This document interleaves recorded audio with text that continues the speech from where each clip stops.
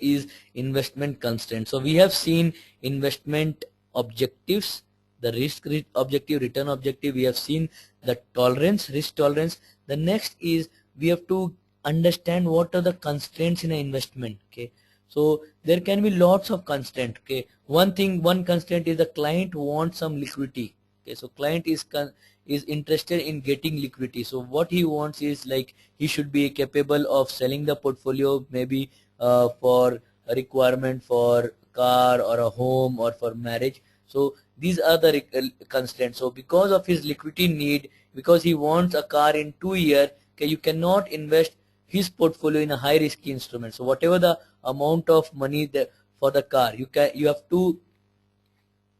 Can you hear me?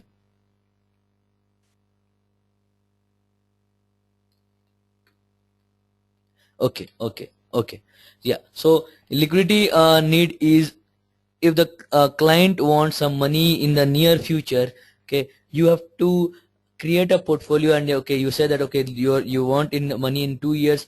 I have to ensure that I have that some sufficient amount of money in low risk instrument. Okay, I do not want to keep that money in a high risk instrument. So you, and as a result what happens is because of this constraint you will not be able to invest in equity securities or higher risk securities. Okay, so typically if there is a liquidity requirement, your risk is becoming lesser. Okay, then you have second is time horizon. Okay, what is time horizon? Okay, we have said that if you have long time horizon you have higher capability of taking risk. Okay, now some people have shorter time horizon, some people have longer time horizon. If people have longer time horizon, you can invest in long term products. So if you see equity, venture capital, private equity, all of these are typically long term products. Okay, so they have high risk, they have high return, but over a longer period of time they are capable of producing good amount of return. So if some person have long term time horizon, you should invest their money in the long term products. Okay, however some people have a constraint that no that their time horizon is very short. Typically it can be because of liquidity need or because of some other constraint. So such type of investors you should invest in short term products. Typically the short term products are fixed deposits, treasury bills. These are the products for the short term. Okay, so time horizon, okay, is an important constraint. It will determine how you will allocate the portfolio for the client. Okay, then you have tax concern. Okay, so some people are concerned with the taxes, some people are not concerned with the taxes. Typically individual investors, typically there are some institutional investors, they are concerned with the taxes. However, there are some institutional investors which are not concerned about the taxes, like endowment, foundation, okay, pension plan. Okay, these are typically tax free entities, they do not have to pay taxes. Okay, now you have to consider the tax requirement of the client and ensure that you are creating portfolio accordingly. Now what happens is there are like various tax laws in different countries. Okay, so if you consider some countries, typically what happens is, okay, there's a tax on income. Okay, and interest is treated as a part of income typically. Okay, then there's a different tax on dividend, there's a different tax on capital gain. Okay, so if you take an example of India, your interest income is charged at whatever slab you are. So think about a person who is at a 30% tax slab, so his interest will be charged at 30% rate. Okay, however dividend is tax free at the hand of investor. Okay, company will have to pay, but investor does not have to pay anything for the dividend. The capital gain, if there is a short term capital gain, he has to pay 15%. In the long term capital gain for the securities, equities, he will have to pay 0%. Okay, in the long term capital gain 20% he has to pay for securities other than equity.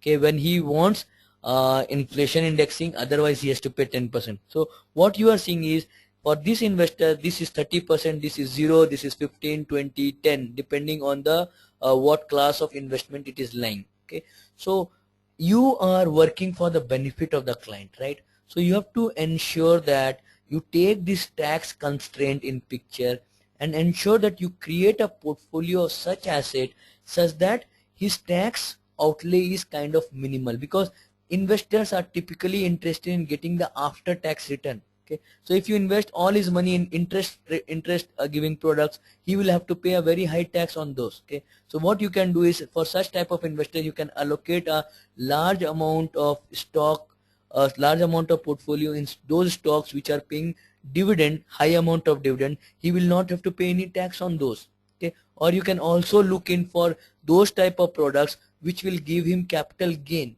Okay, so what will happen is, you will try to create a portfolio such that the tax outflow is lower. And I'm not saying that you have to just look in only for the tax. Okay, you have to look in for the other constraints. So what you have to do is, like, you have to think of all of these constraints, and then you have to come up with a portfolio. So these constraints you have to think, the risk tolerance you have to think, ability you have to think, return you have to think. So all of this you have to consider, and then you have to create a portfolio. So what happens is, different investments have different tax requirement, or tax payment has to be done. So ensure that you take that into consideration. Okay, any doubt over here in the tax? Okay, now let's see the next factor, which is the legal and regulatory factor. Okay, typically this legal and regulatory factor is not much of a concern for individual investor. However, this legal and regulatory factor is too much of concern for institutional investor. Remember, I said that banks and insurance companies are heavily regulated, right?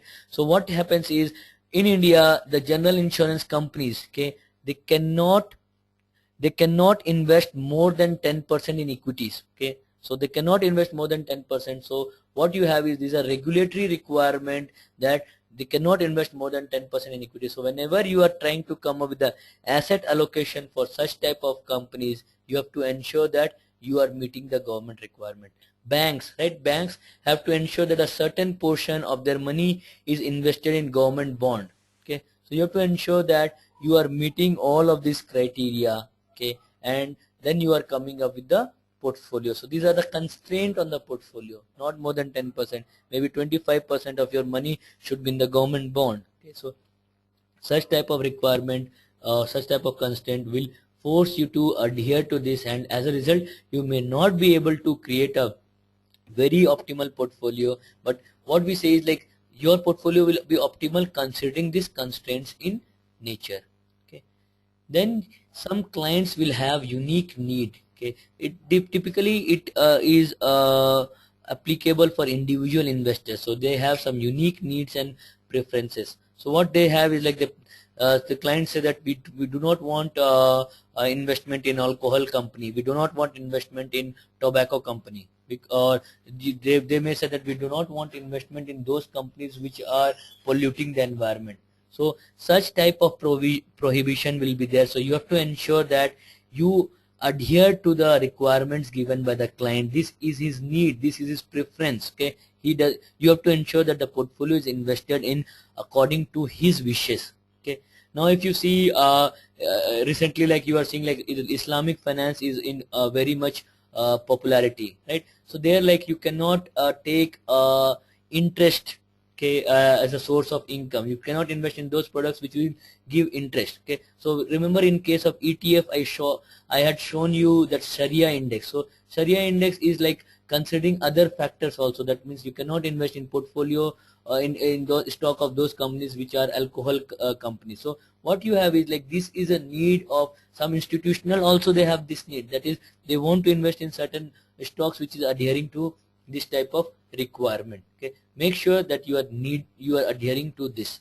Okay, one more thing can happen is, think about a person, okay, who has a company, okay, who has his own company, listed company, and he has let's say, take example of Mukesh Ambani, right? He has 40% of his he has a 40% of ownership of Reliance. Okay, maybe 95% of his wealth will be in the form of Reliance stock, right?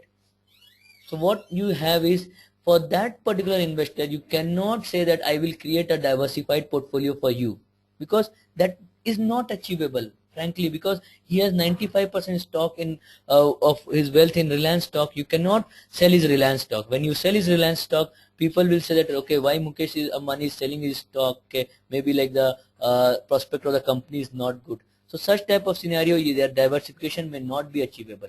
Okay, so you have to respect this and you have to create the portfolio considering these constraints. Okay, so what we call as these are the investment constraints, and you can remember this L, LTTLU. Okay, so what I say is long term liability for you, okay, or long term taxes and liability for you. You can remember like this, or whatever mnemonic you can think of, because the questions that will be coming from these two readings will be theoretical in nature. Okay, and you have to remember whatever we have discussed. So you will be shown a profile of a person, and you will have to, okay, you will have to tell that person's, okay, you will have to tell what are the requirements of the person, what are the needs of the person. You will have to accordingly advise. You have to see, also tell whether the person wants to take higher risk, whether the person wants to take lower risk. All this you have to mention. Okay, so please be prepared to solve those kind of questions. Be prepared to answer theoretical questions in these two readings.